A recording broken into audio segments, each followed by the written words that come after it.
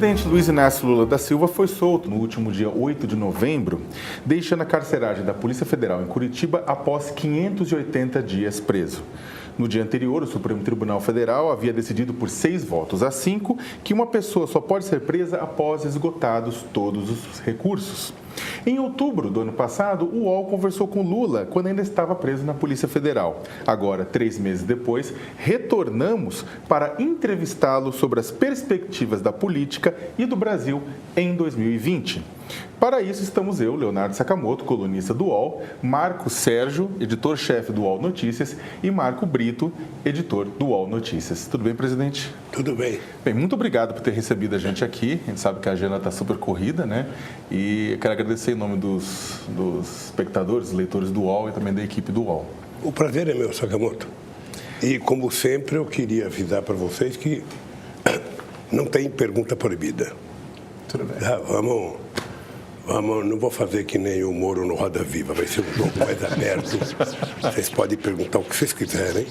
Aquilo que eu não souber responder, eu passo para, como é que fala? Peço ajuda aos universitários e quem sabe alguém me ajuda a responder, ou vocês mesmos. Mas vamos jogar. Lula, já que o senhor falou em Moro, ficou contente aí com a chegada do Thiago Nunes, mesmo vindo do time do ministro, do Corinthians?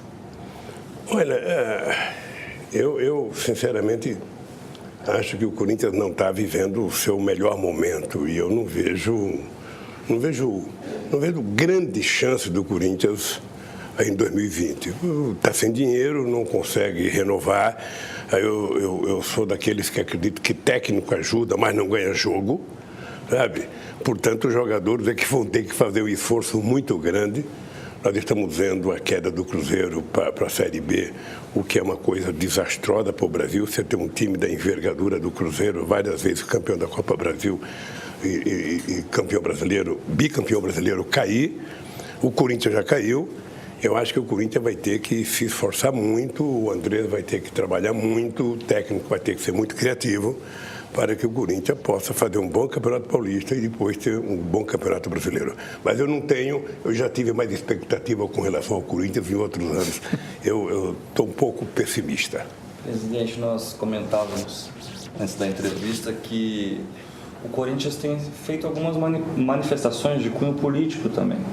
O senhor tem acompanhado isso? Tem alguma avaliação, sabe, em alguns momentos um símbolo na camisa, um engajamento em algumas causas?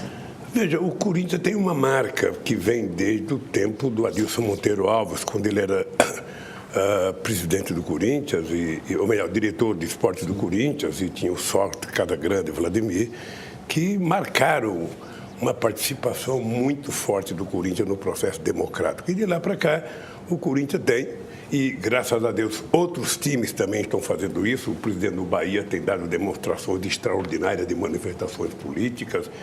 Eu vejo no basquete americano e no futebol americano as pessoas fazerem manifestações contra o racismo. É uma coisa boa. Eu acho que é uma coisa que vai ajudando a politizar a sociedade brasileira.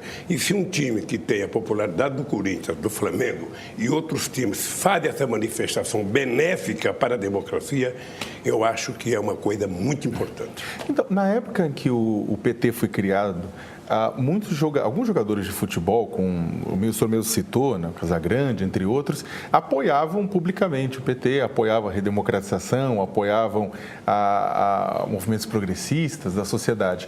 E hoje nós temos muitos boleiros que se destacam por apoiar o presidente Jair Bolsonaro, né, por apoiar determinadas posições conservadoras, né? O que mudou?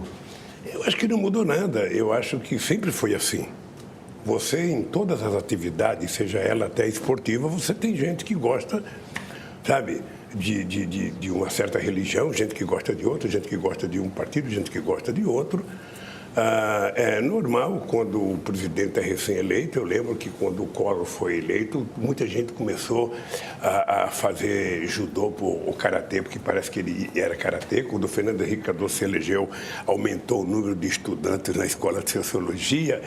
Sabe, é normal, o Bolsonaro ganhou as eleições, é normal que as pessoas, o próprio Palmeiras levou ele para entregar a taça. coisa que eu não fazia hábito. Eu não tinha como hábito participar de coisas que não era ligada à política. Eu fazia questão de não ir, porque eu achava que eu não queria misturar. Mas é normal, o jogador hoje, sabe, faz manifestações religiosas muito mais fortes do que faziam há 10 anos atrás, e eu acho bom que eles comecem a se manifestar politicamente, porque a gente fica sabendo quem é quem. É importante. É verdade, o senhor comentou que enquanto presidente, não participava muito, né, da atividade esportiva. A gente, lembrando da presidente Dilma, ela teve episódios ruins quando presente em estádios, né, em jogos. O senhor chegou a conversar com ela na época sobre isso? Enfim? Olha, eu sempre tomei cuidado de não participar de eventos, porque quando eu fui abrir o Pan-Americano em 2007, era um momento em que eu tinha uma popularidade muito alta. Eu quase não consigo entrar no estádio de tanta gente me abraçando e, de repente, eu sou vaiado por uma faixa, sabe, dentro do estádio, e depois eu fiquei sabendo que foi, na época, o prefeito da época que pediu ingressos para o NUSMO para colocar gente da prefeitura para tomar aquela posição. Mas antes disso e depois disso, eu não costumo participar. Eu, por exemplo, tenho uma vontade imensa de ir à festa do Círio de Nazaré. Eu nunca fui para não misturar o meu nome, a política, com uma festa religiosa. Eu nunca fui aqui na Aparecida do Norte, sabe, naquelas manifestações que tem em dezembro, para não misturar também. Então, eu evito, faz muitos anos que eu não vou no estádio de futebol, porque eu não quero... O cidadão pagou ingresso, ele foi lá para ver o jogo de futebol. Ele pagou ingresso no teatro para ver uma peça de teatro. Sabe, não é justo você tentar tirar proveito daquele instante para, ou seja, se popularizar, para defender uma ideia política ou um partido. Então, eu tenho por hábito não me misturar. Isso é uma coisa até que eu aprendi com um amigo, já que não está mais indo, que foi o Brizola. O Brizola também não gostava de participar e eu não gosto de participar. Se for convidado para uma coisa política, eu vou. Mas se for para misturar uma atividade não política com política, eu prefiro não ir. Lula, você colocou 2 pontos. Um deles foi a democracia corintiana e outra questão da religião, né? A democracia corintiana, enfim, é de 82, bem próximo da fundação do PT, em 80. E na questão da religião, o PT era muito próximo dos movimentos católicos na sua fundação. Houve uma grande mudança no Brasil nesses 40 anos. Hoje, por exemplo, a gente tem um crescimento do eleitorado evangélico e também tem cada vez mais o emprego informal, ele dá as cartas. Enfim, o senhor veio do meio metalúrgico, de gente com carteira assinada. Essa mudança desse aspecto dificultou a ação do PT em meio a essa massa de trabalhadores formais, essa massa, enfim, predominantemente católica e que cada vez mais se aproxima de uma massa evangélica. O PT consegue conversar com essa nova massa? Veja, eu acho que são 2 coisas distintas, né? A questão da igreja, por exemplo, quando o PT foi criado, você estava no auge da teologia da libertação. Ou seja, não que a cúpula da igreja tivesse qualquer afinidade com o PT, porque nunca se manifestou e nunca teve, sabe? Nem Dom Paulo Evaristo Arnes, que era o símbolo maior da igreja naquela época aqui no Brasil, se manifestava favoravelmente ao PT. Ele se manifestava favorável aos direitos humanos, à democracia. Você deve estar bem lembrado disso. Aonde é que o PT crescia? Onde tinha, sabe, padre, onde tinha trabalho de comunidade de base, aí era habitual o PT crescer nesse lugar. E também crescia em setores que tinha evangélicos progressistas. O PT sempre teve uma participação no povo evangélico, mas naquele tempo os progressistas eram bem minoritários, como são agora. O que difere é que, em 80, a Volkswagen tinha quase 44 mil trabalhadores, e hoje a Volkswagen tem 9 mil trabalhadores. Tá? Só para mostrar o exemplo de que os trabalhadores originários, sabe, de onde o PT foi formado, eles estão diminutos. Ou seja, você tem trabalhadores em outras atividades da economia, você tem trabalhadores fazendo entrega de comida, trabalhadores trabalhando do Uber, trabalhando em serviços de microempreendedor. Às vezes está muito difusa a organização da classe trabalhadora e é inclusive difícil para o movimento sindical se situar. Ou seja, antes você ia na porta de uma fábrica, você fazia uma assembleia com 10 mil pessoas. Hoje você não tem mais daquelas 10 mil pessoas. Às vezes você tem 500 pessoas, 400. Aonde foram as outras? Aonde estão trabalhando? Essa gente está por aí. Está fazendo bico, está trabalhando por conta, está trabalhando no comércio, está trabalhando... fazendo qualquer atividade, menos aquela dentro de uma fábrica. Então, está mais difícil organizar, está mais difícil conversar com os trabalhadores como a gente conversava. E o movimento sindical está repensando isso, inclusive, tentar conversar com essa gente de outra forma. O discurso não é mais o mesmo. As aspirações não são mais as mesmas. Ou seja, você veja que você tem pessoas trabalhando no Uber, sabe? E as pessoas são tratadas como se fosse microempreendedor. Quando, na verdade, as pessoas vão descobrir, sabe, daqui a um tempo, que essas pessoas precisam ter direitos para poder ter garantia na prestação de serviço. O cidadão, se bater o carro, se machucar, se ele vai ter seguro acidente, se ele vai ter previdência, se a empresa vai pagar alguma coisa para ele, ou se ele vai deixar de trabalhar e ficar sem ter onde receber absolutamente nada. Nós já vivemos isso na década de 60, na década de 50. Quantas milhares de mulheres trabalhavam em casa, costurando? E nós brigamos muito para que elas fossem contratadas, que tivessem carteira assinada, que tivessem direitos. Agora nós estamos outra vez vendo os trabalhadores trabalharem sem direitos. Essa gente está difusa, essa gente não tem mais a proteção que tinha no nosso tempo e nós precisamos então saber como tratar de ajudar a organizar essas pessoas. Você sabe, Marcos, que no mundo de 2008 para cá, nós tivemos 165 países que fizeram reformas trabalhistas. E todas para piorar, todas para tirar direitos. Ou seja, tudo aquilo que foi conquista, sabe, depois da Revolução de 17 ou depois da Segunda Guerra Mundial, os trabalhadores estão perdendo, com raríssimas exceções em alguns países já muito consolidados, como a Alemanha, por exemplo, que mantém o estado de bem-estar social, mas você percebe que mesmo na Europa aumentou uma concentração absurda a renda dos mais ricos e a massa salarial caiu e a perda de direitos também começou a acontecer. Hoje, nos Estados Unidos, você percebe que você tem estado em que é quase que proibido sindicalizar. É uma luta maluca para que você consiga sindicalizar um trabalhador e os governadores são, junto com os patrões, quem estabelece as regras, se pode ou não pode se filiar. Então está difícil, não está uma coisa tão simples. O movimento sindical brasileiro enfrenta dificuldade. O PT, e eu tenho dito, sabe, que o PT precisa voltar para a periferia, para o PT aprender a conviver com esse movimento. O que é? O que é, sabe, a igreja, os pentecostais hoje no Brasil? O que eles representam? Já são 30% ou 35% da população religiosa. No começo do século passado era praticamente zero. Ou seja, e essa pentecostal da prosperidade, eles têm uma linguagem fácil para conversar com o povo, porque sabe, você tem de um lado o autor de todos os problemas, que é o diabo, e você tem a solução toda, que é Deus. E se não tiver solução, o cara é culpado porque não tem fé. Sabe, eu assisti muito na cadeia, muito culto, assisti muita gente falando, muita gente rezando, e eu acho que eles estão entrando na periferia porque o povo, quando está desempregado, o povo, quando está necessitado, a fé dele aumenta.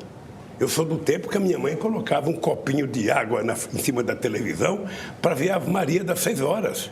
E ela acreditava, ela bebia aquela água. Essa fé do povo brasileiro é muito grande e nós temos que respeitar. E ao invés de sermos contra, nós temos que saber como é que a gente lida com esse novo modo de pensar do povo brasileiro, inclusive de pensar a religião. Deixa eu encaixar até uma coisa que a gente ia perguntar um pouco mais para frente, mas aproveitando que o senhor tocou nessa questão do evangelismo, eu já tinha visto, inclusive, declarações do senhor que acompanhava na TV aberta, na prisão, muitos dos cultos evangélicos, né, novelas. Né? O que dá para... O que o PT, o que o senhor aprenderam exatamente com essa experiência dos pastores evangélicos na TV? Há alguma lição que ficou nisso? E se o senhor acha que o PT durante muito tempo deixou de lado, não pensou, não projetou, não dialogou com o grupo evangélico? Veja, eu não vou dizer pelo PT, eu vou dizer por mim o que eu aprendi.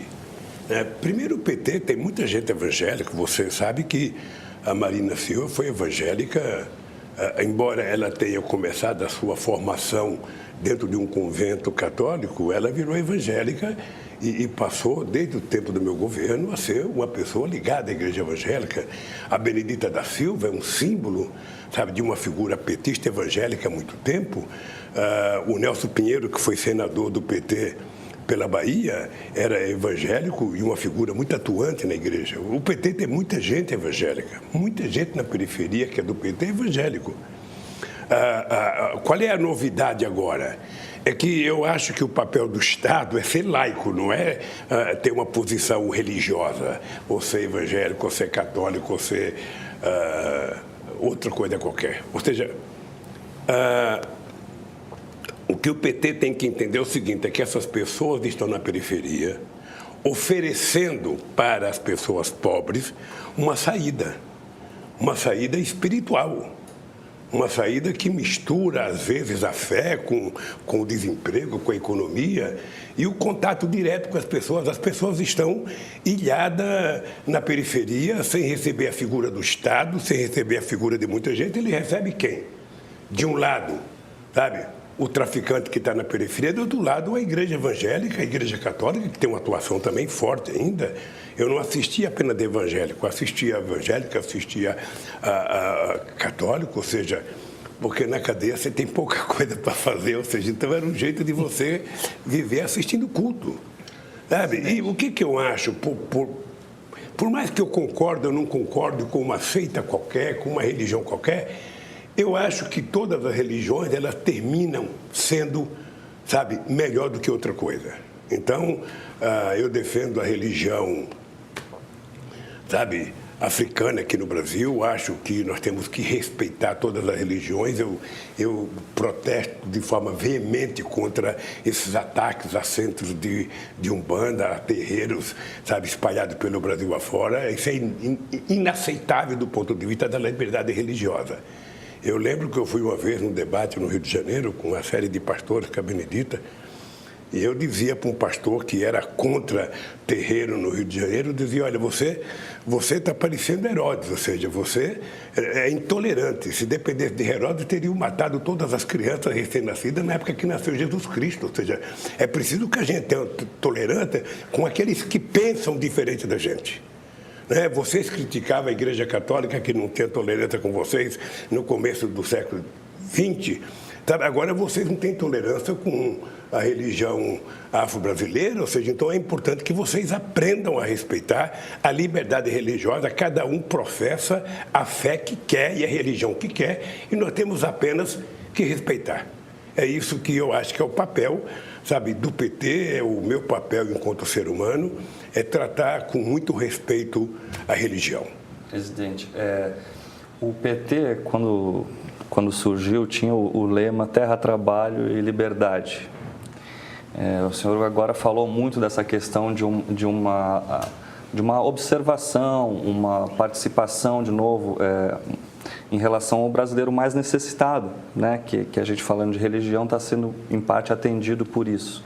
Esse lema pode ser refundado agora que o PT chega a 40 anos? Quer dizer, tem outras coisas que o PT mereceria dar atenção, como deu a esses temas na Fundação? Olha, eu acho que esse tema continua em vigor.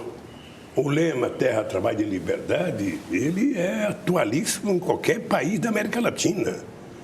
Ou seja, nós precisamos de terra no campo, nós precisamos de terra na cidade, nós precisamos de liberdade, sabe, em todo o território nacional, em todas as casas, em todos os sindicatos, em todos os estados, todas as cidades, e trabalho, que é o que mais estamos precisando nesse instante, trabalho. Porque é através do trabalho, através do salário recebido pelo trabalho, quando o salário é justo, é que o trabalhador consegue estabelecer uma certa dignidade no tratamento com a família.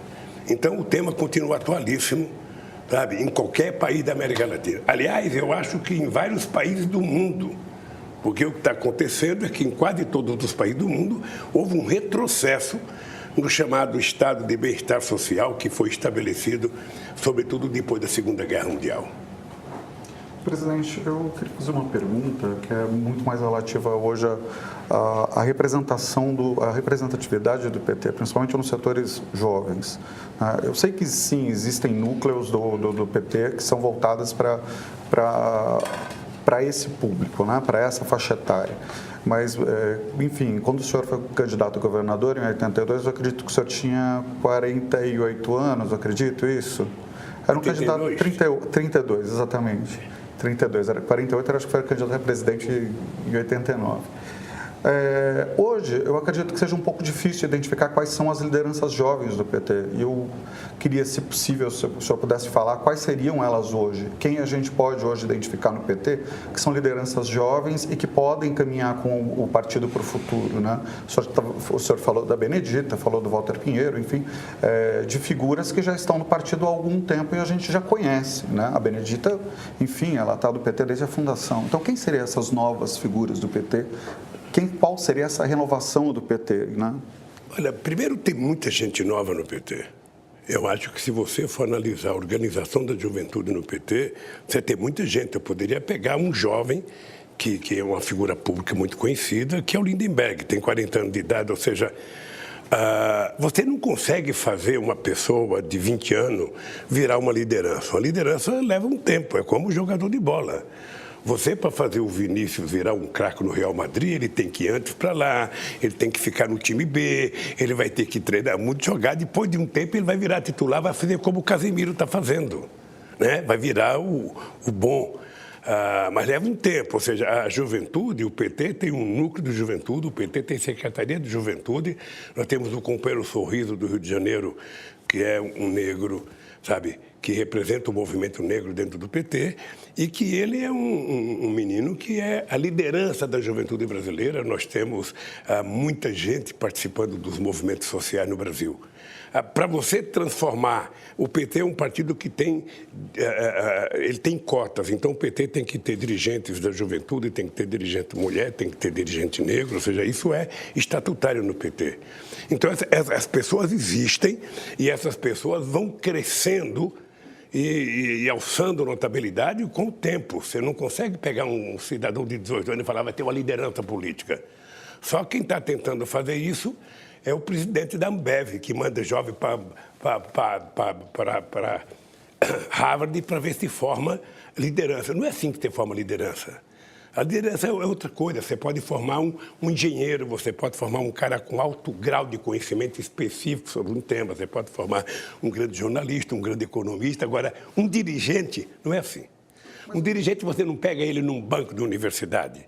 Um dirigente, você pega ele, sabe, é pela capacidade intuitiva que ele tenha, pela capacidade de formulação que ele tenha, pela capacidade de contato que ele tenha com as pessoas. E o PT está formando as pessoas.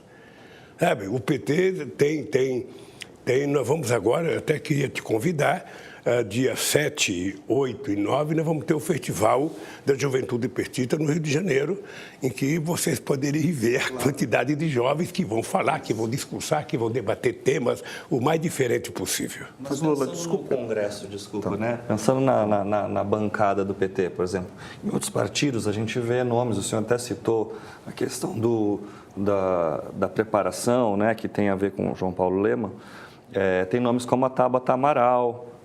Na direita também nós vemos muitos nomes jovens, com esse perfil jovem, inclusive de atuação em rede social. O PT já está bem representado também, com nomes assim, pensando no Congresso, pensando em bancada, voz ativa. O PT agora tem uma decisão em que tem que ter um percentual de candidatos jovens, homens e mulheres, tá? Que é preciso você burilar e você eleger essas pessoas. Aí é preciso que essas pessoas, no caso do PT, as pessoas têm que participar de organização de movimento social. Tá? Não é a Ambev que vai eleger alguém do PT. Não é o lema que vai eleger, ou seja, é o cidadão que tem que saber que para ele ser eleito ele tem que construir núcleo de jovens, ele tem que ir para a periferia, ele tem que ir para a universidade, ele tem que ir para a porta da escola, ele tem que ir para o local de trabalho, tentar arregimentar essa juventude para participar de política. Nós tivemos um afastamento de liderança da política, de juventude da política, porque tudo foi jogado contra a participação da juventude na política. Tá? Eu não quero dizer que um deputado não é um líder, mas o fato de alguém ser deputado não significa que essa pessoa tem uma liderança na juventude.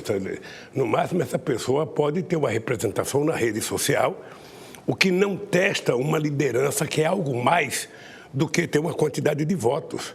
É ter posições coerentes, é ter política de convencimento, é ter poder de decisão. Aí é muito diferente você criar esse jovem líder.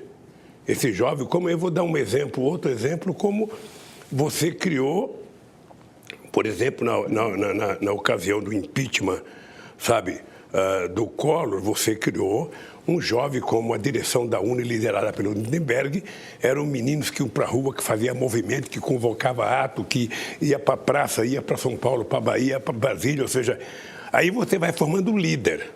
Você não vai formando um deputado.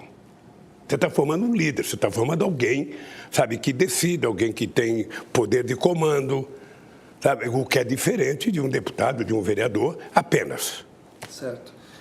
Uma liderança do PT, que, né, é o Fernando Haddad, que teve um desempenho bom na última eleição, disputou com o Bolsonaro, né, no segundo turno, enfim, se consolidou.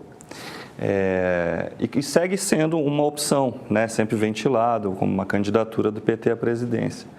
Mas o atual presidente, Jair Bolsonaro, insiste em atacar o senhor, em vez de o provável adversário dele, a princípio. Por que o senhor acha que ele centra o fogo na figura do Lula? Você poderia perguntar para eles. Você poderia perguntar por que o Moro, por que a Força-Tarefa da Lava Jato mentiram nos processos contra mim e continuam mentindo. Você poderia perguntar por que eu fui enquadrado na ficha limpa para deixar de ser candidato a presidente da República.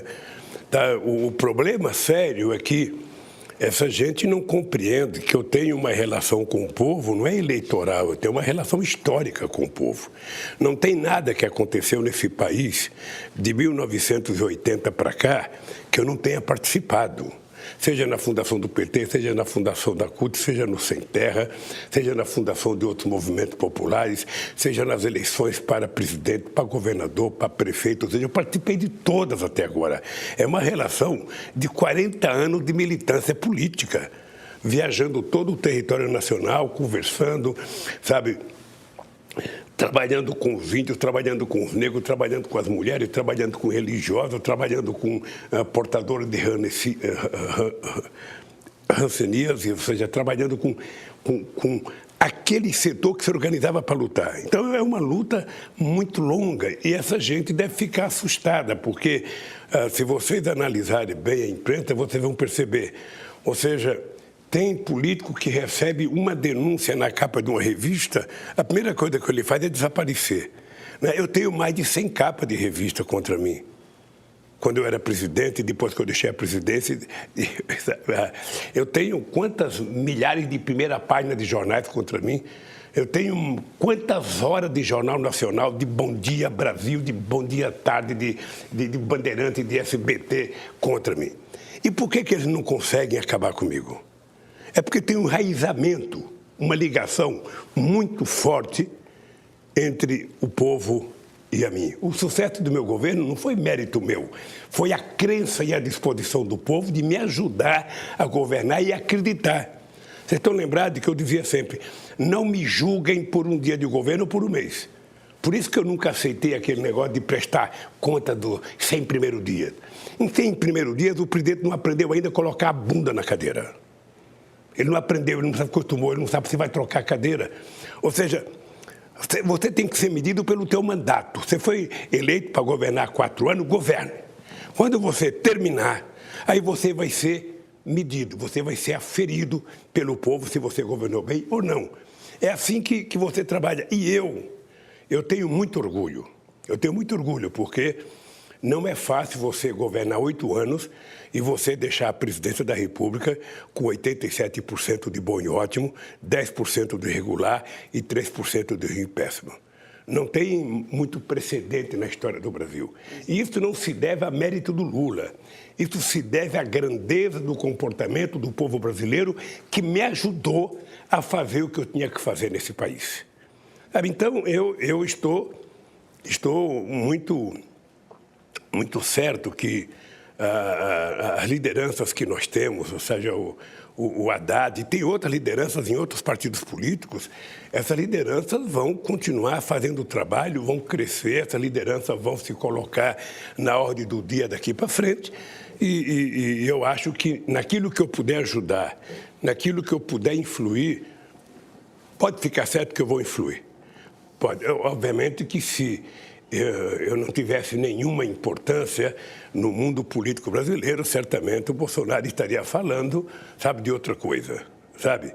Ele sabe por que ele fala de mim, ele sabe. Presidente, eu queria que o senhor falasse um pouco sobre quais são as ideias, as novas ideias sobre as quais você refletiu, ideias para o Brasil sobre as quais você refletiu enquanto você estava preso. Quais são as novas propostas que você coloca? A gente conhece as propostas tradicionais, as propostas que o senhor implementou durante o seu mandato, durante outros mandatos do PT. Agora, quais são as novas propostas que você coloca nesse período pós-Curitiba? Não existe tantas quantas novas propostas. Eu entreguei o material para vocês aqui, eu tinha um pacotinho aqui até para manusear, mas levaram o Stuquinha, como sempre, ele tirou daqui, porque ele está mais preocupado com a minha imagem, com a fotografia, do que com o que eu possa falar aqui. Olha, veja, uma vez eu vi o Jô Soares, respondendo, conversando com um cara, e perguntaram para o Jô Soares se ele ia repensar, não sei o quê. O Jô Soares falou, porra, pensar já é difícil, repensar então é que é quase que impossível. Veja, as ideias, elas estão aí para todo mundo fazer. Ou seja, quais foram as ideias novas que nós tivemos nesse país? Eu vou dizer algumas ideias novas que ainda estão valendo hoje e ainda, quem sabe, com mais força do que no tempo que eu ganhei as eleições. Por exemplo, nesse país, se habituava a dizer, se habituava a escrever que era incompatível você ter o crescimento da economia brasileira, combinando o crescimento do mercado interno e o crescimento do mercado externo. Tá?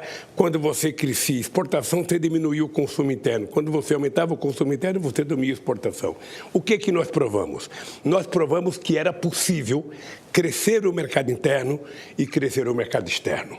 É por isso que nós saímos de apenas 100 bilhões de dólares de comércio exterior para quase 500 bilhões de dólares no meu governo. Tá? E continuou crescendo. Agora começou a cair. É por isso que nós provamos também que era possível aumentar o salário mínimo sem aumentar a inflação. Não sei, você deve estar lembrado, você devia ser muito jovem, mas aqui no Brasil tinha uma discussão maluca, que era o seguinte: bem, você não pode distribuir sem crescer. Primeiro tem que crescer para distribuir. O que eu queria provar e provamos? Que era possível crescer e distribuir concomitantemente. Ou seja... Desculpe a interrupção, mas o senhor tinha falado um pouco sobre novas propostas e distribuiu essa cartilha para a gente. Eu vou dizer... Eu queria só colocar... Eu vou dizer que novas propostas é fazer com mais perfeição o que todo mundo sabe que precisa ser feito. Sabe? E vou chegar nas novas propostas que estão acontecendo no Brasil agora. Eu queria apontar uma coisa que está na cartilha que por exemplo, era algo que estava no discurso original do PT e não foi implementado nos 13 anos de governo, que é justamente essa questão do imposto mais justo sobre o consumo, imposto sobre grandes fortunas, taxação de bens de luxo. Você também acompanhou, como bom jornalista que você é, você acompanhou. Você lembra que eu mandei 2 propostas de política tributária. Uma em 2005, que foi aprovada só um pedacinho, não foi aprovado o restante, e outra em 2007. A de 2007 aconteceu uma coisa fantástica.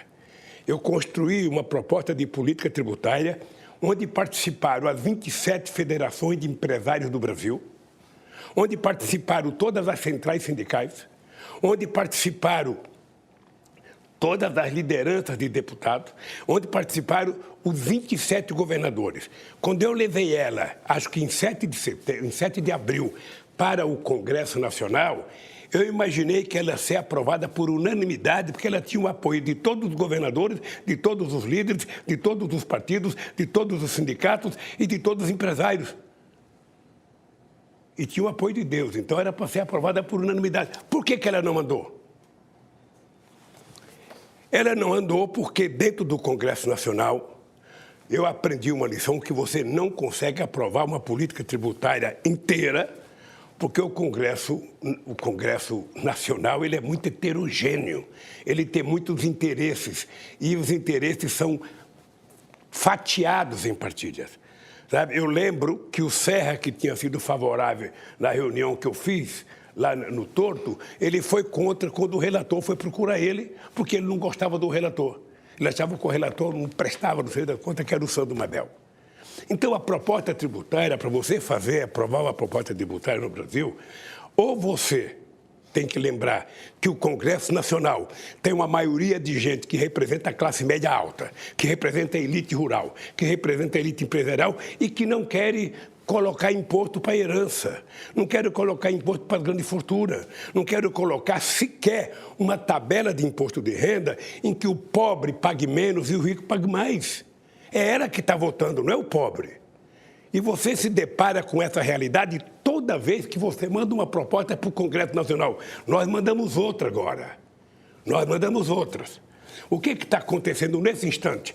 Todas as outras propostas vão ser colocadas em votação e a nossa não vai ser colocada em votação. Porque quem vai votar é quem não quer pagar imposto. Quem vai votar é que acha que o imposto sobre o consumo, da forma que está, onde o pobre que compra um quilo de feijão paga o mesmo imposto do rico que compra um quilo de feijão, não quer mudar isso. Quer continuar com as mesmas alíquotas, com as mesmas intenções, com o mesmo benefício. Então, nós vamos ter que aprender que nós vamos ter que ter uma maioria de gente no Congresso comprometida a fazer reforma tributária. Nós vamos ter que ter no Congresso Nacional um grupo de gente comprometido em fazer reforma agrária, porque nós temos lá 3 ou 4 deputados ligados ao Movimento Sem Terra e temos uma bancada ruralista de 280. Então você percebe que tudo que a gente for fazer para a área dos trabalhadores rurais é sempre muito complicado. E esse é o papel de um partido político, é de conversar com a sociedade. Por isso que nós produzimos esse material aqui pequenininho, que é para você poder não apenas fazer e dar entrada no Congresso Nacional, é tentar fazer com que isso chegue na mão do povo, da mulher mais simples da periferia. Sabe? Aquela que vai no culto, seja católico ou evangélico, ela vai ver todas as crenças dela, vai tratar do espírito, mas ela vai saber o seguinte, ó, tem coisa que pode ser feita para melhorar de vida. E a gente só vai aprovar quando a gente tiver uma maioria.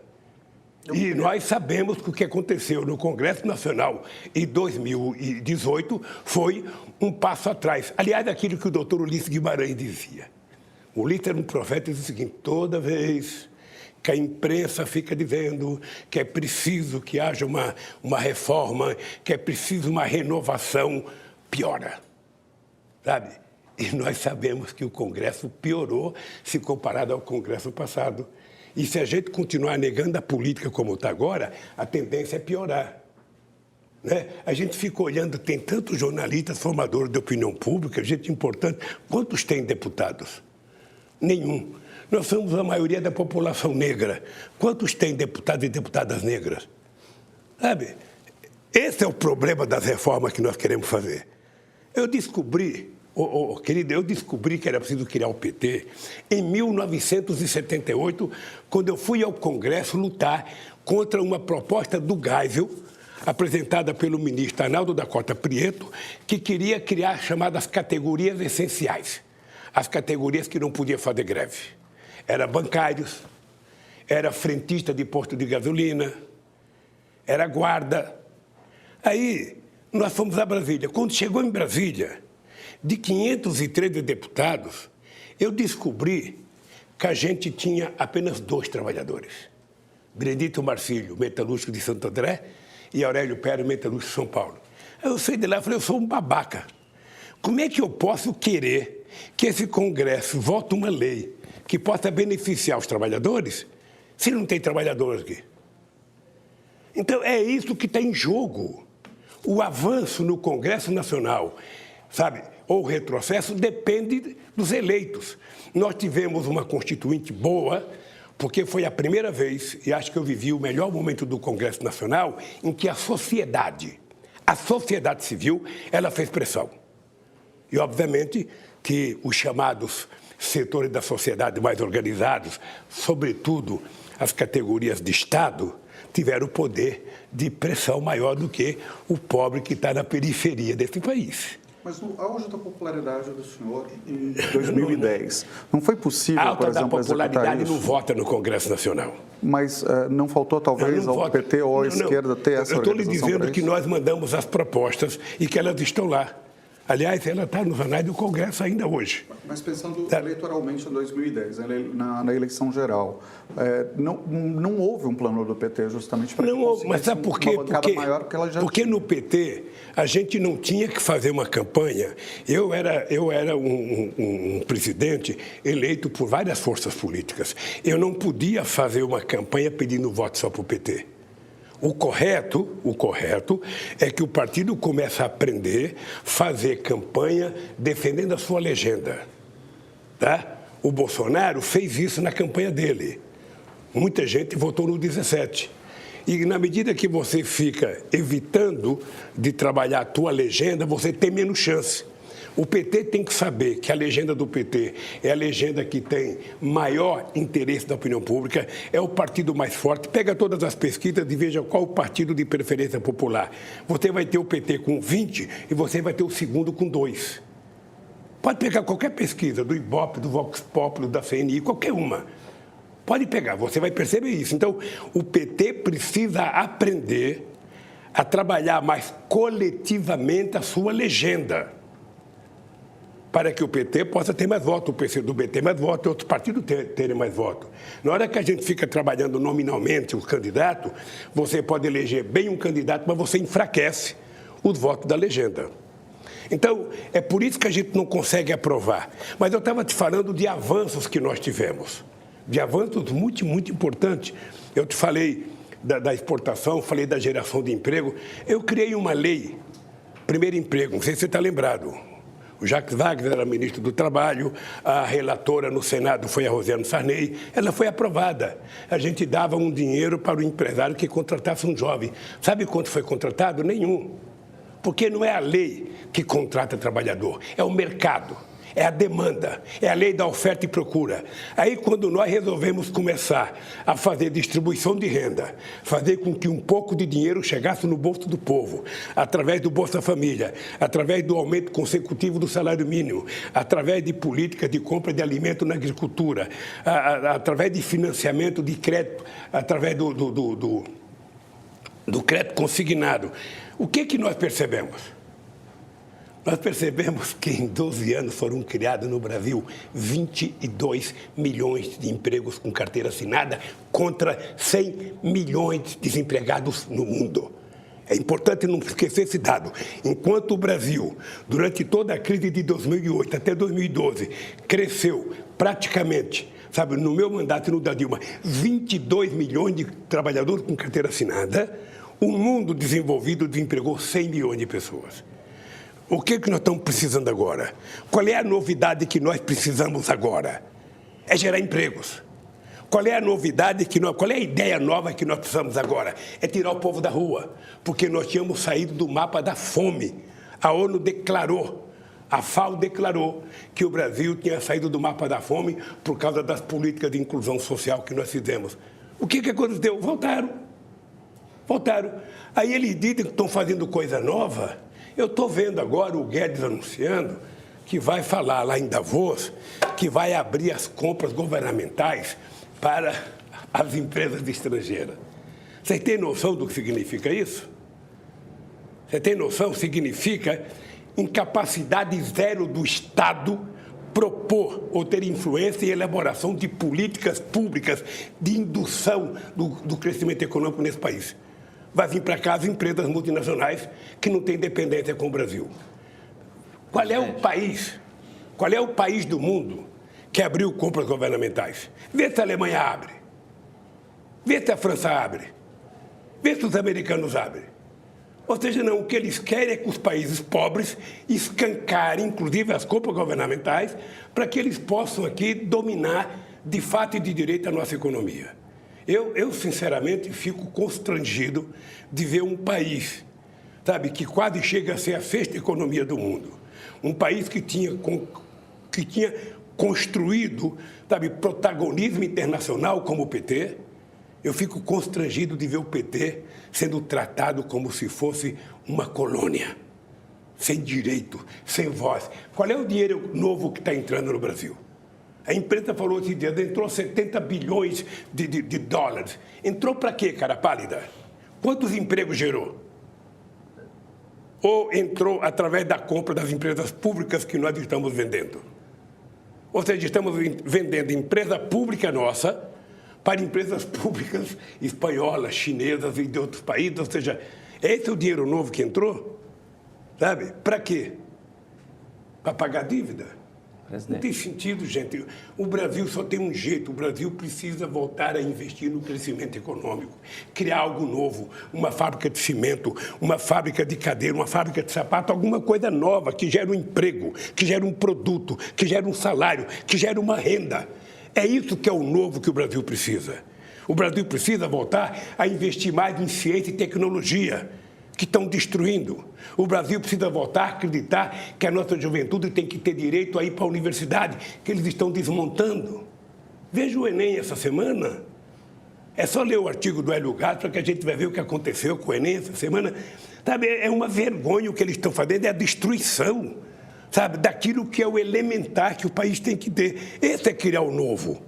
Esse é fazer o novo, é fazer esse povo tomar café de manhã, almoçar, jantar, ter direito à escola, ter direito à cultura. Não é ficar atacando Fernanda Montenegro. Sabe? É investir, é colocar dinheiro para ajudar a produzir cultura no território nacional. Acha que vai resolver colocando a Regina Duarte na cultura? O que vai resolver é qual é a política do governo. Vai ter dinheiro? Nós vamos financiar, sabe, filme, nós vamos financiar as coisas que precisam. Se não financiar, não tem como andar. Porque no Brasil, lamentavelmente, empresários, muitos deles não acreditam que investimento em cultura tem retorno. É sobre eles que eu queria perguntar para o senhor. Tem sido até tema de reportagens, análises recentes, que nesse atual governo, mesmo com discussões, a gente teve na semana passada, né, aquele episódio do vídeo do agora demitido secretário da Cultura, por exemplo, e que isso não, de certa forma, não assusta o dinheiro, não assusta o mercado, essa entidade, ou os empresários, como o senhor está colocando.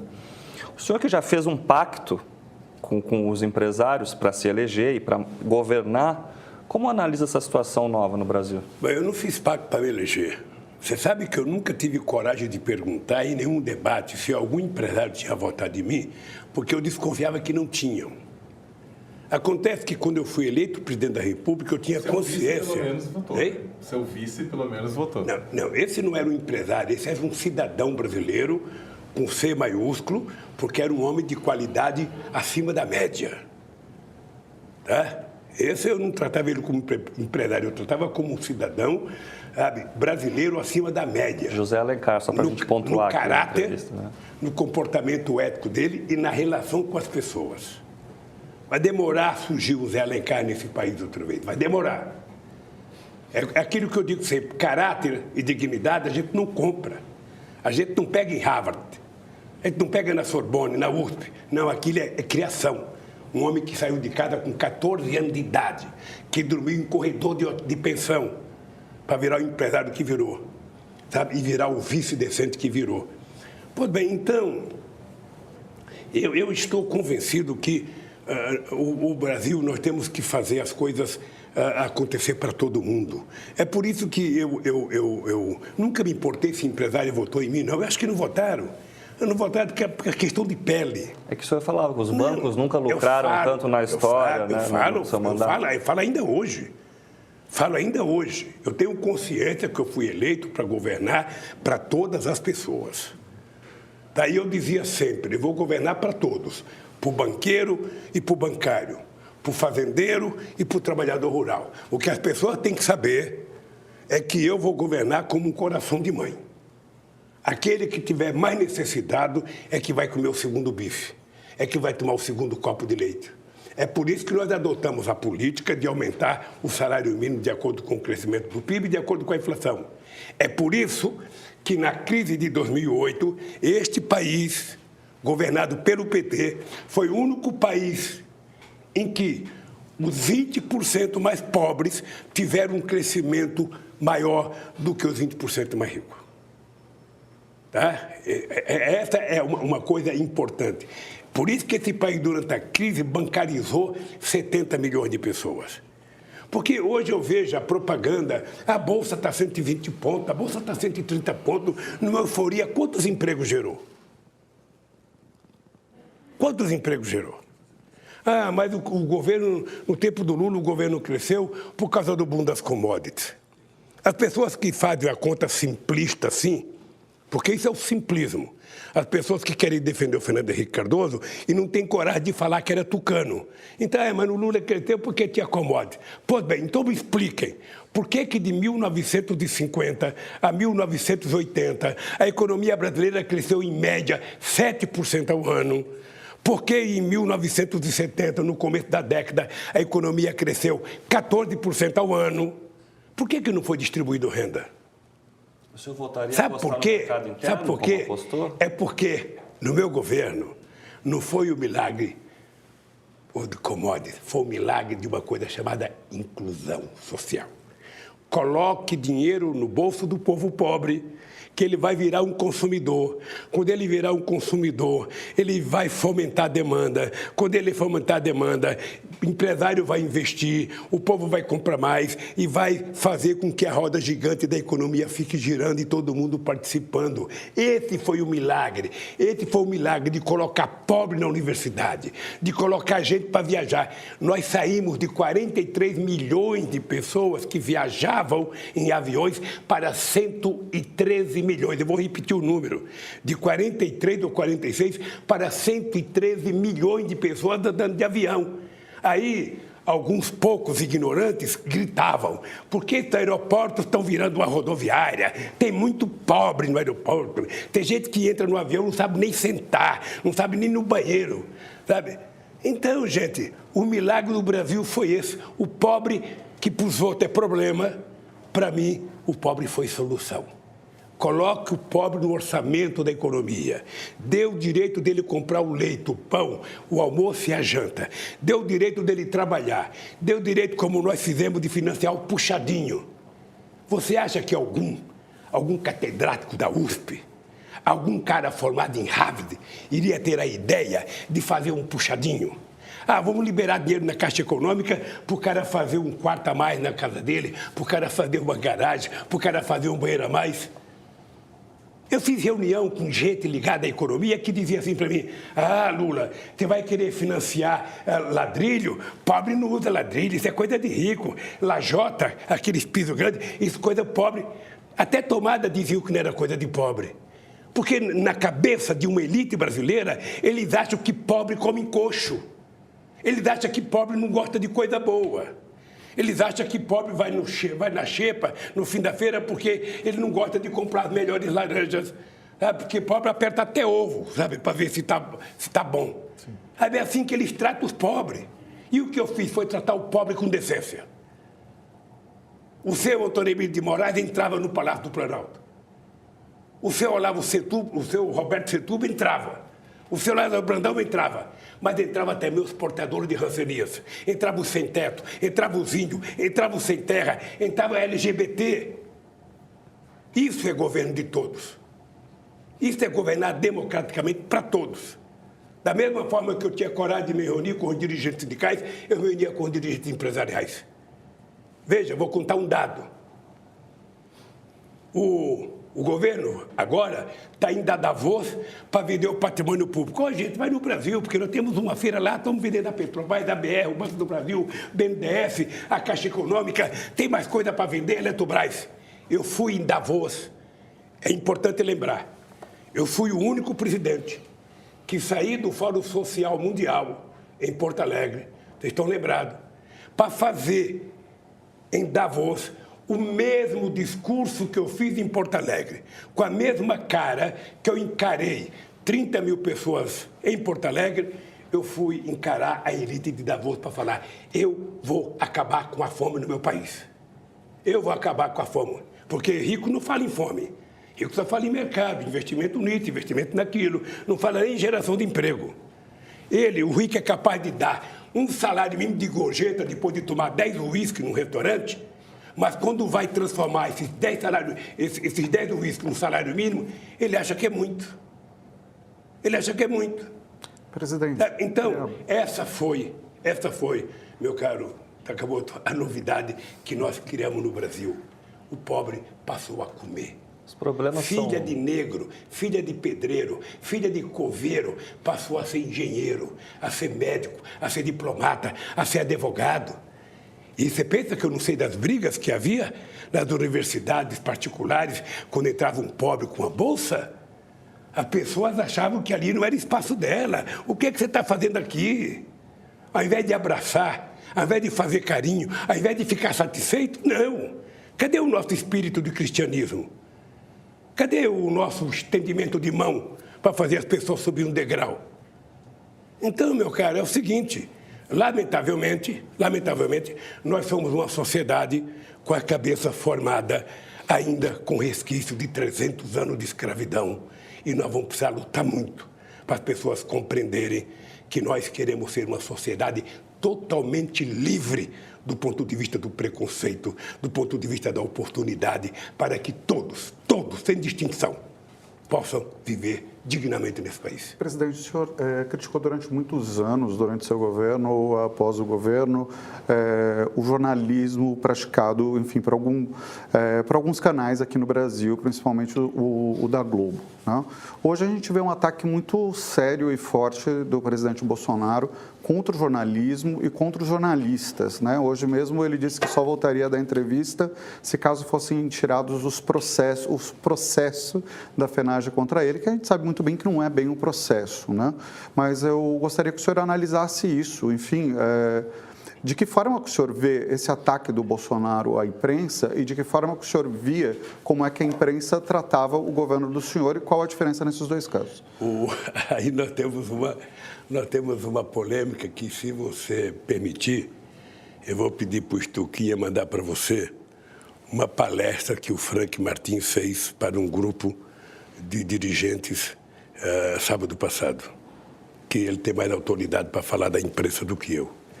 Veja, eu sempre disse o seguinte, Marcos, eu sou o que eu sou por causa da imprensa.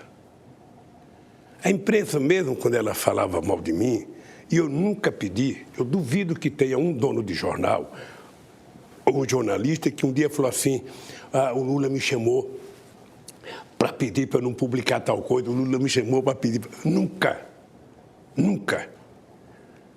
Nunca fui tomar café com um dono de jornal para pedir favor, e não peço. O que eu defendo é que o grande censor da imprensa nesse país seja o telespectador, seja o leitor e seja o ouvinte. E agora o internauta, tá? É isso que eu peço. O que eu acho é que nesse país, muitos dos jornais, muitas das revistas e alguns canais de televisão são tratados com a cabeça de propriedade privada e não com a cabeça, sabe, de uma instituição que tem como objetivo informar. Informe corretamente e deixe o povo fazer julgamento. Então, eu tinha queixa, sim. Nós saímos de 8 anos de pensamento único favorável no governo Fernando Henrique Cardoso e passamos para um momento de 8 anos de pensamento único contra o Lula. Sabe? Assim, eu imaginava que com a Dilma ia melhorar, porque a Dilma era intelectual, porque a Dilma tinha diploma universitário, não era peão como eu, mas não melhorou. Você veja o tratamento, veja, quando eu falo de censura, Marcos, você é um homem bem formado, vocês três. O que a Globo está fazendo com o Intercept era capaz que o nazismo não fizesse. Ela só teve coragem de citar Intercept 2 vezes. Quando o Intercept publicou o nome do Faustão, que acho que tinha dado aula para o Moro, e quando foi citar o nome do Roberto Dávila, que tinha trabalhado para arrecadar dinheiro para o meu filho. Tá? A Globo não fez sequer matéria contra a fajutice da denúncia do Ministério Público ontem. Então, isso é censura. Você sabe quantos direitos de resposta os meus advogados pedem? Depois de eles falarem 30 minutos de mim sem provar nada, apenas lendo coisa que os promotores escreveram, nada, não dão direito de resposta. Às vezes falo, o advogado do Lula disse tal coisa. Cadê o direito de resposta? Cadê o direito à igualdade de oportunidade de se expressar? Então, as pessoas ficam zangadas porque eu falo, eu estou com saudade dos velhos. Porque o doutor Roberto Marinho era muito mais digno do que os filhos. No exercício da democracia, do meio de comunicação, o velho Frias era muito mais digno do que os filhos. O Estadão, os velhos, tanto do Estadão como do Jornal da Tarde, era muito mais digno que agora. O velho Tivita, não o que morreu, o pai do que morreu, sabe? A revista Veja era muito mais digna. Então as coisas pioraram porque o mercado passou a determinar. Essas empresas estão quase todas elas subordinadas ao sistema financeiro. Mas a postura do Bolsonaro, então, é justificável? Então, veja, deixa eu lhe falar. Eu acho que tem crítica que ele faz que é correto. Dê a ele o mesmo direito que dá aos outros, deixa ele falar. Abra para ele falar. Sabe? O que ele descobriu é uma coisa importante. Na greve do jornalista de 1979, não sei se você estava na atividade. Não. Naquele tempo, os donos de jornais descobriram que não precisava tanto de jornalista, que poderia fazer jornalismo, sabe, sem precisar de jornalista. Agora, o Bolsonaro está provando que é possível, sabe, fazer notícia sem precisar dos jornais, sem precisar da televisão. Ele faz por ele mesmo. Aliás, o Trump já fez escola, né? Eu ainda que respeito, que marco toda semana uma entrevista com as pessoas, que as pessoas perguntam. Eu não acho que é correto um presidente da República se comunicar pelo seu Twitter. Um presidente da República ele tem que ter obrigação de prestar contas à democracia atendendo à imprensa. Não aquele cafezinho formal em que tem um general como porta-voz, sabe, que é tudo quase militarizado, mais do que no tempo dos militares. Ou seja, marca uma entrevista livre com a imprensa e deixa a imprensa perguntar. Sabe, deixa a imprensa perguntar, não tem problema nenhum. O que eu acho é que nós precisamos, esse é o conceito de democracia da imprensa, é que eu acho que a imprensa tem que dar a informação correta. Se o Lula errou, dê a informação correta. Se o Lula caiu, diga que ele caiu. Mas se ele não caiu, não diga que ele caiu, não inventa uma mentira. Isso que é errado. Então, quando a imprensa mente, ela não está desrespeitando o atingido, ela está desrespeitando o eleitor, o telespectador, o ouvinte, que merece respeito. Então, o comportamento da Globo hoje, quando eu falo, o comportamento da Globo, eu sou legal porque o Lula fala mal de mim e o Bolsonaro fala mal de mim. Outras pessoas, você vai no estádio para ver quantas pessoas gritam o tempo inteiro, abaixa a Rede Globo que o povo não é bobo. Não é só o Bolsonaro, o Lula, outro político, não. É que eles não agem como jornalismo. Eles agem com interesse político. Você veja o Jornal da Globo. Por exemplo, eles falam tanto do sucesso da economia. Qual o sucesso da economia? O mercado, obviamente, que está adorando.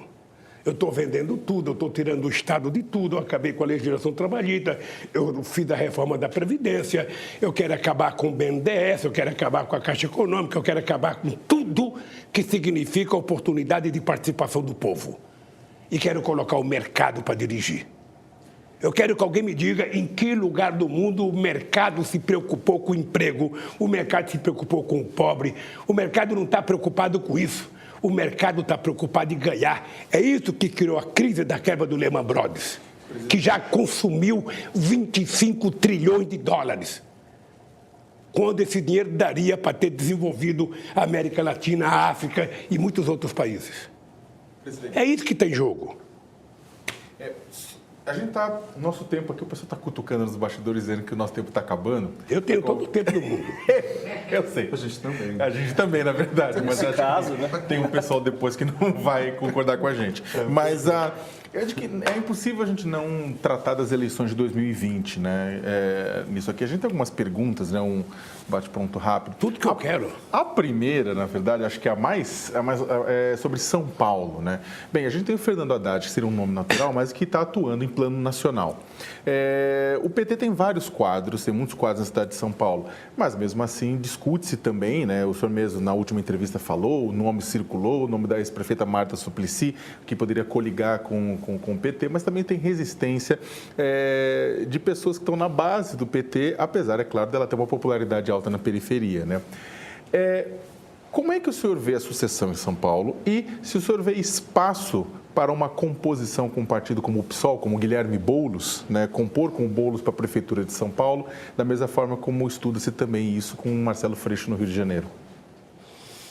Olha, vamos apenas lembrar o seguinte, eu fui candidato em 82, o PT tinha só 2 anos de vida. Eu fui candidato e tive 10% do voto em São Paulo. Eu pensei que ia ganhar, porque a gente era uma novidade muito grande, a gente juntava muita gente. Eu, naquele tempo, eu dava mais autógrafo do que voto que eu tive. Porque as pessoas iam ver a novidade, o PT, o Lula, mas não votaram em mim. Só tive 10%. Fiquei em 4º lugar, perdi do Reinaldo de Barros, do Montoro e do Gênio Quadros. Fiquei muito nervoso. O PT tem muita força em São Paulo.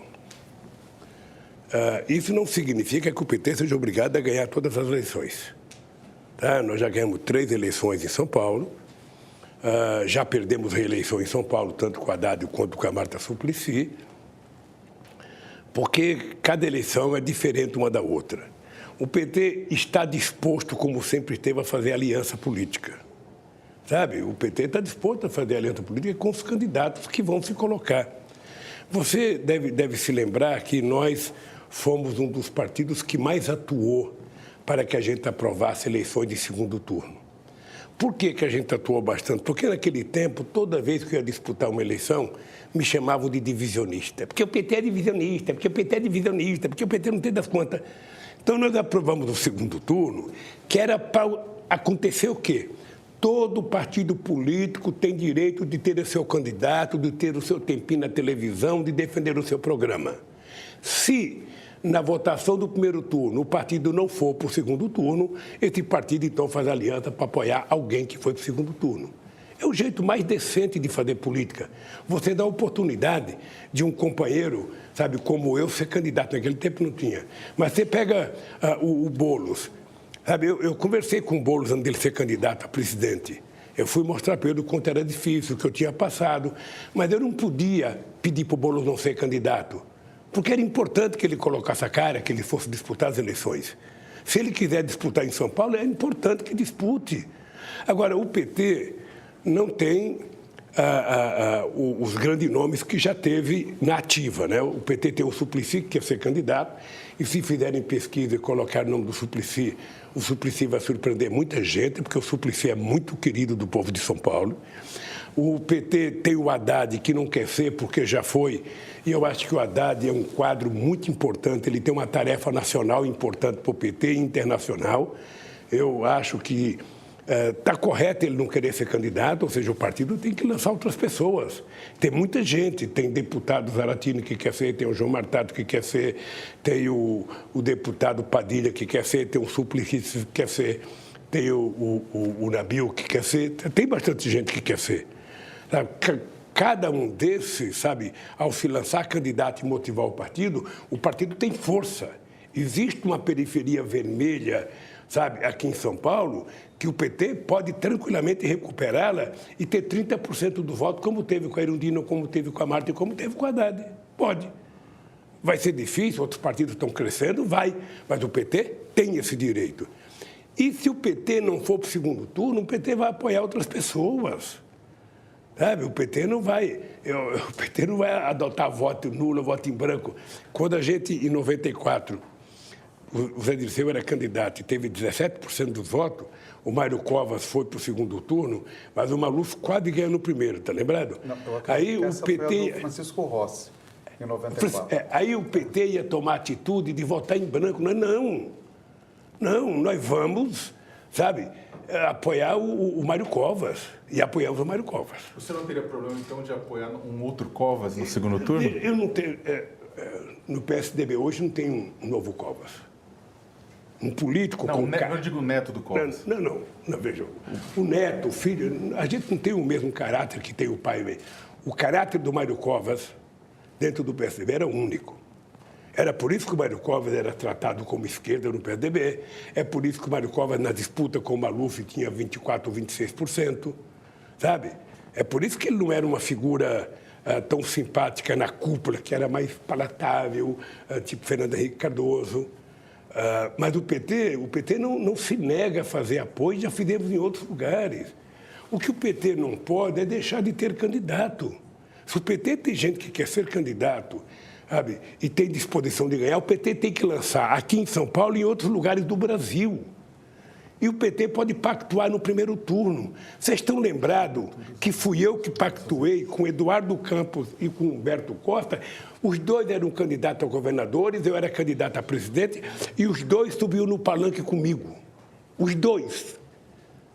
O Humberto pedindo voto pelo PT, o Eduardo pedindo voto pelo PSB, e o Eduardo foi para o segundo turno e automaticamente nós fomos apoiá-lo. Isso é plenamente possível fazer, você pode pactuar no primeiro turno. Queria aproveitar isso que o senhor falou sobre Pernambuco, justamente para emendar uma pergunta sobre o Nordeste, especificamente o Recife.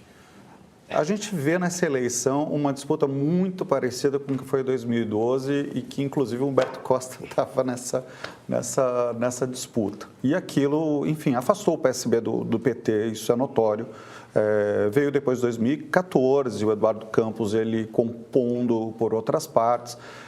Eu queria saber como o PT vai se posicionar nessa disputa, se de fato ele vai apoiar o PSB, se ele vem com a Marília Reis.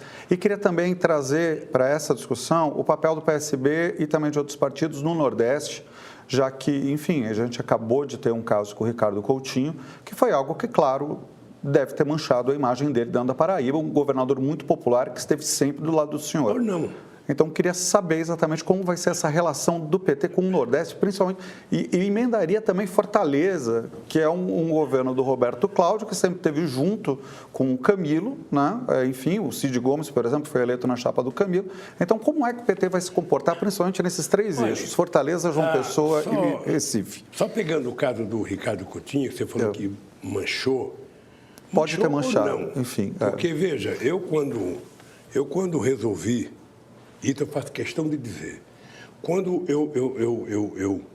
eu resolvi enfrentar a mentira contada sobre mim, no caso da Lava Jato, sabe, eu já disse várias vezes, eu poderia não ter ido para a Polícia Federal, eu poderia ter saído do Brasil.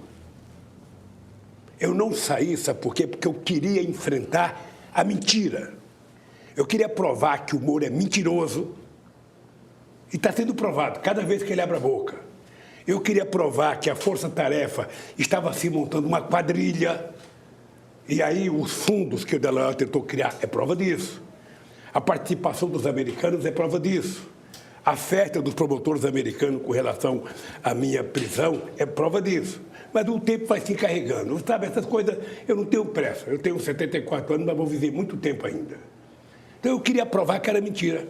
O companheiro Ricardo Coutinho pode sair mais forte. Se for mentira o que estão fazendo contra ele, ele pode sair mais forte.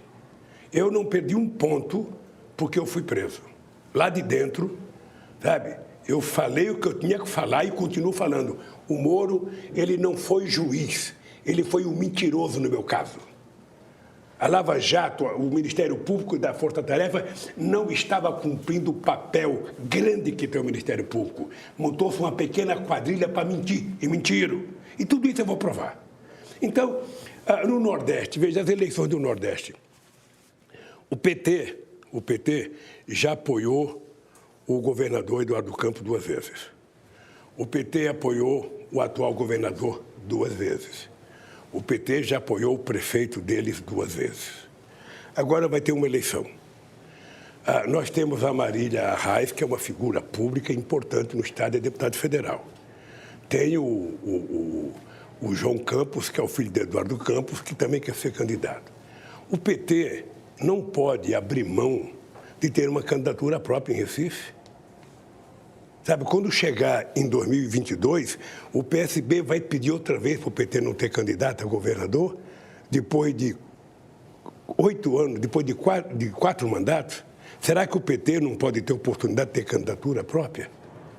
Então, veja, o PT vai ter candidatura própria, a Marília eu acho que deve ser candidata do PT. Ora, se ela não for para o segundo turno, ela apoia o João Campos ou apoia outro candidato que fizer aliança com o PT. Isso vale para Fortaleza, isso vale para Fortaleza, vale para João Pessoa, vale para Natal, vale para Salvador. Sabe, o que você não pode é trancar o partido e não deixar... Em Salvador, o partido acho que tem 6 pessoas querendo ser candidato, inclusive o nosso querido Juca, sabe, que foi meu ministro da Cultura. Você está falando de Salvador, engatando uma questão nisso. Salvador é a capital negra do Brasil, uma capital de maioria negra, né? Mas nunca elegeu um prefeito negro ou uma prefeita negra. O senhor acha que esse é o momento? Eu acho. Eu acho que todo momento é momento de eleger um negro porque eles têm maioria na cidade. Como eu acho que todo momento é todo momento de eleger uma mulher porque elas são maioria. Sabe? Então é só ter consciência.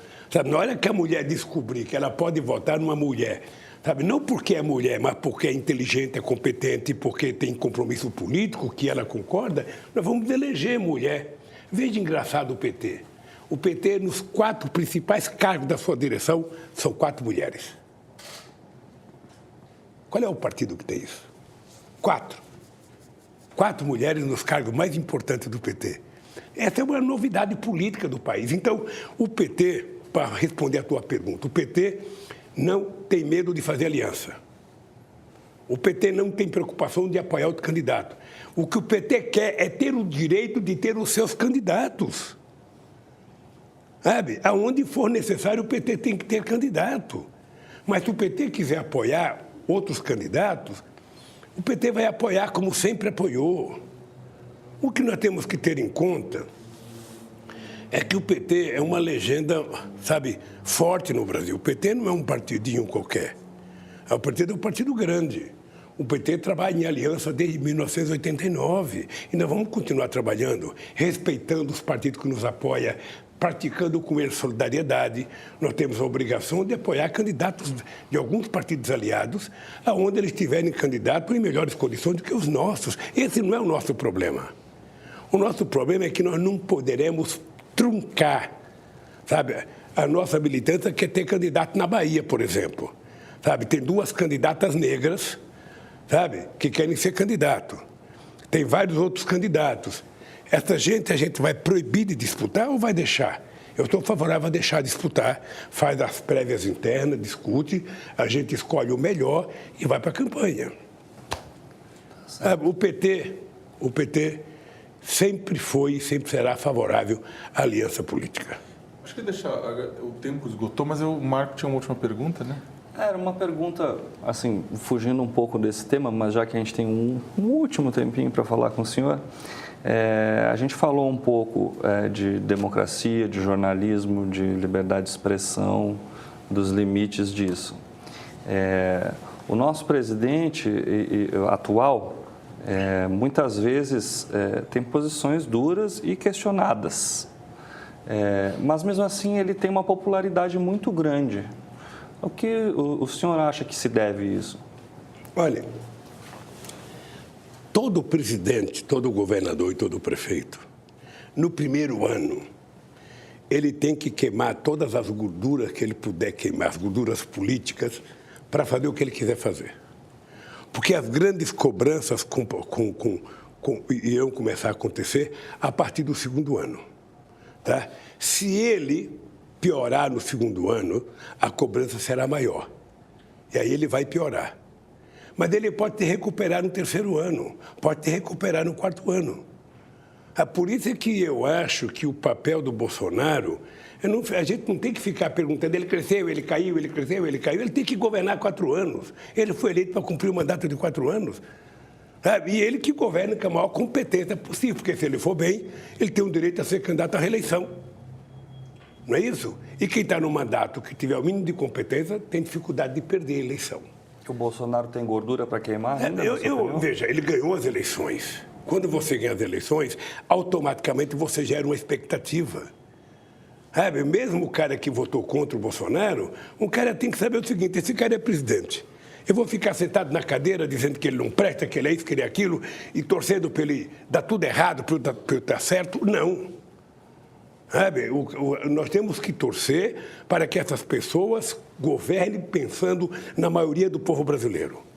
Ele tem a obrigação de governar pensando no bem, pensando no ser humano, pensando no mais pobre, pensando no país, pensando na nossa soberania, pensando nos nossos estudantes, pensando no nosso povo trabalhador. É isso que ele tem que fazer. Parar de falar bobagem.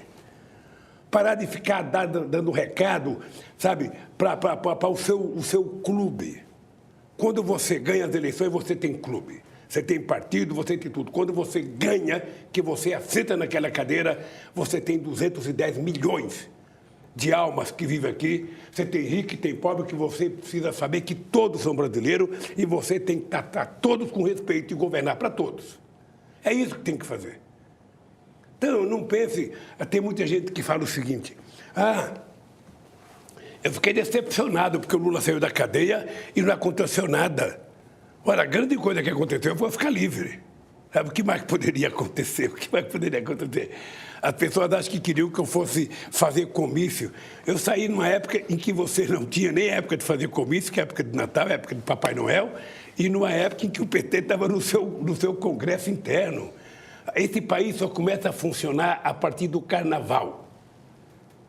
Esse país tem uma turma que entra de férias em dezembro e só volta depois do carnaval. Até lá, você tenta marcar um encontro com intelectuais, com algumas categorias, você telefona, o cara foi não sei para onde, o cara está de férias, o cara foi para Paris, o cara foi não sei para onde. Eu agora estou pensando em ir para Paris, porque agora eu estou pensando que eu vou receber meu prêmio em Paris. Né? Imagina, título de cidadão parisiense não é pouca coisa. Eu que já sou de Garemundo, que já sou de tantos lugares, eu vou ser de Paris também. Eu espero viajar. Agora, como está o plano da saúde do senhor? Nessa semana foi noticiado que o senhor estaria usando o aparelho auditivo, enfim. Mas eu sinceramente acho fantástico isso ter saído no jornal. Sabe, eu tenho 74 anos de idade. Quando eu fico sentado na frente da televisão, quem está do meu lado, que é mais novo, vai ter um conflito comigo. Porque o volume que eu escuto, que eu entendo bem, é sempre maior do que o que a pessoa usa. Ora, o que eu tive? Eu poderia continuar perguntando. Você perguntava, não estou escutando. Sabe? O quê? Eu poderia, não. Eu resolvi ir no médico, fazer todo o exame, estou com um aparelho que ninguém vê. Vocês não viram que eu estou com o aparelho. E não vão ver. A não ser que vocês entrem. Estou ouvindo melhor, não estou precisando gritar. Assisto televisão agora, sabe, com a Janjinha, sem fazer disputa, sabe, de volume com ela. Não fico disputando o controle remoto. Sabe, tão legal. E fora a audição também, tudo bem, porque o senhor tem a ideia de fazer caravanas, viajar. Eu fico ouvindo as pessoas falando mal de mim, já ouço melhor quando os caras estão cochichando. Então, eu já estou ouvindo até pensamento. Deixa eu falar uma coisa para vocês. Olha, esse ano é um ano eleitoral. Eu pretendo ajudar o PT e os aliados na campanha. Eu pretendo viajar ao Brasil. Eu quero fazer algumas viagens para discutir um tema importante, que é o tema cultural. Né? Primeiro, agradecer, sabe, os milhares de artistas que foram para a rua fazer show em solidariedade ao Lula. Depois, eu quero fazer algumas reuniões com o mundo científico brasileiro. Eu quero convidar muitos cientistas para conversar um pouco, sabe, sobre ciência e tecnologia no Brasil, porque essa é uma questão de soberania. Se você não é detentor de conhecimento científico e tecnológico, você vai ficando para trás. Você vai começar a importar, sabe, coisas vagabundas, ou seja... Então, o Brasil precisa acreditar. Não o Brasil... O povo brasileiro tem que acreditar que quanto mais a gente investir em educação, quanto mais a gente investir em ciência e tecnologia, mais chance o Brasil tem de melhorar a vida desse povo. Não existe na história da humanidade nenhum povo que conseguiu se desenvolver sem educação. É por isso que algumas pessoas não gostam de mim, porque exatamente eu, que não tenho diploma universitário, O Zé Alencar, que não tinha diploma universitário, vamos passar para a história como os governantes que mais fizemos universidade nesse país, mais colocamos estudantes na universidade e mais fizemos escolas técnicas. Nós fizemos em 12 anos o dobro do que eles fizeram num século. Então, você não discute educação como gasto. Educação é 100% investimento. É 100% investimento. Você precisa contratar professor, você precisa investir em laboratório, você precisa mandar gente estudar lá fora. Meu Deus do céu, isso é o elementar. É isso que a gente tem que aprender com os Estados Unidos, é isso que a gente tem que aprender com a China e tem que aprender para a Europa, investir no povo. No povo, que a gente colhe o resultado no curto prazo. Presidente, a gente quer agradecer muitíssimo a entrevista que o senhor nos concedeu, né? Agradecer muito aqui, desejar boa sorte para o senhor no ano. Agradecer a audiência do UOL, né? O pessoal que está ouvindo no podcast, assistindo no vídeo, lendo a entrevista que o ex-presidente Luiz Inácio Lula da Silva concedeu a Marco Brito, editor do UOL Notícias, Marco Sérgio, editor-chefe do UOL Notícias, e eu, Leonardo Sakamoto, colunista do UOL. Muito obrigado.